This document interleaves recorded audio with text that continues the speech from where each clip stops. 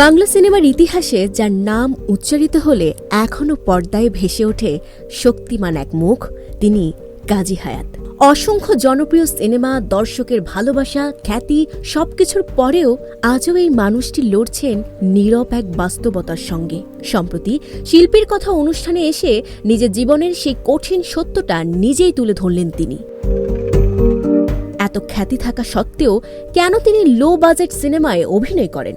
উত্তরে কণ্ঠ ভারী হয়ে আসে এই খ্যাতিমান অভিনেতা ও পরিচালকের। তিনি বলেন, আমার ইনসুলিনের পয়সার দরকার, প্রতি মাসে ঔষধ খরচ প্রায় 25,000 টাকা। টাকা কোথায় পাবো? আমার ইনসুলিনের পয়সার দরকার।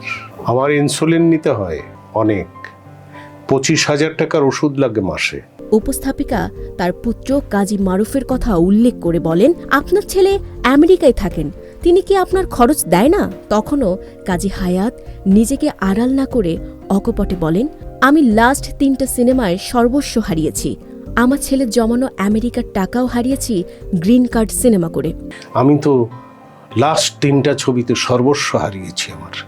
ইফটিজিং, সর্বনাশাইয়া বা ছিন্নমূল, এবং লাস্ট আমার ছেলের টাকা, আমেরিকার টাকা, তাও নষ্ট করেছি গ্রিন কার্ড। তিনি বলেন, মারুফ 4টি বাড়ি কিনেছে, তার লোন ও ট্যাক্স দিয়ে তারই চলতে হিমশিম। এজন্য একজন বাবার কণ্ঠে শুধুই ব্যর্থতার স্বীকারোক্তি। তবুও তিনি জানান, তার ছেলে এখনও প্রতি মাসে সামান্য কিছু টাকা পাঠান। Desk report, news flash 71।